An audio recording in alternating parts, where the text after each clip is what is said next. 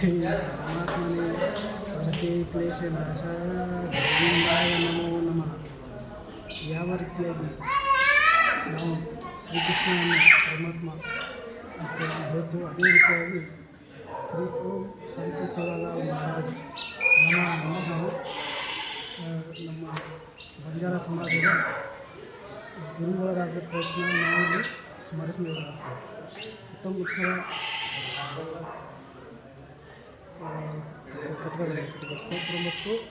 February 15ರಂದು ಜನಿಸಿದ ಶ್ರೀ ಸಂತ ಸೇವಾಲಾಲ್ ಮಹಾರಾಜ್ ಇವರು ಮಹಾನ್ ಸಂತರಲ್ಲಿ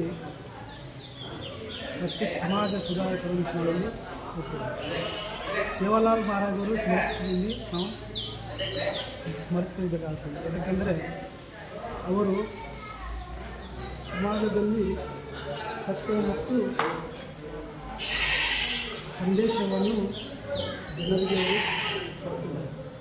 ಅದೇ ರೀತಿಯಾಗಿ ತುಂಬ ಜೀವನದ ಸಂಪೂರ್ಣ ಅವಧಿಯನ್ನು ಗೋರಕ್ಷಕ ಗೋಮಾತೆಯನ್ನು ಸಾಕುವುದರ ಮೂಲಕ ಮತ್ತು ಸಮಾಜವನ್ನು ಕೂಡಿಸುವ ಮೂಲಕ ಅವರು ನಮ್ಮ ಕೊನೆಯ ಕಾಲದಲ್ಲಿ ಸಮಾಜವನ್ನು ಮಾಡಿದರು. ಅಹಿಂಸೆ, ಪ್ರೀತಿ ಮತ್ತು ಶಾಂತಿಗಾಗಿ ತಮ್ಮ ಸೇವೆಯನ್ನು ಜೀವನದ ಉದ್ದಕ್ಕೂ ಅವರು ಸಾರ್ವಜನಿಕರಿಗೆ ಬೋಧಿಸುವ ಮೂಲಕ ಬಂಜಾರ ಸಮುದಾಯವನ್ನು ಏಳಿಗೆಗಾಗಿ ಅವರು ಶ್ರಮಿಸುತ್ತಾ ಮತ್ತು ಅದೇ ರೀತಿಯಾಗಿ ಅವರು ಇಂದಿನ ಯುವ ಜನತೆಗೆ ಅವರ ಕೊಡುಗೆ ಅಪಾರವಾಗಿದೆ. ಅವರ ಒಂದು ಶಾಂತಿ ಮತ್ತು ಒಗ್ಗಟ್ಟನ್ನು ಯುವಕರಲ್ಲಿ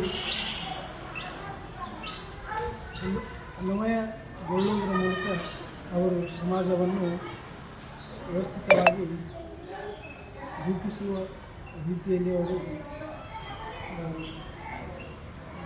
ಸತ್ಯದ ಮತ್ತು ಅಹಿಂಸೆ ಎಂಬ ಅರಿವನ್ನು ಅವರು ಯುವಕರಲ್ಲಿ ಮತ್ತು ಸಮಾಜದಲ್ಲಿ ಹೆಚ್ಚಿಸಿದರು.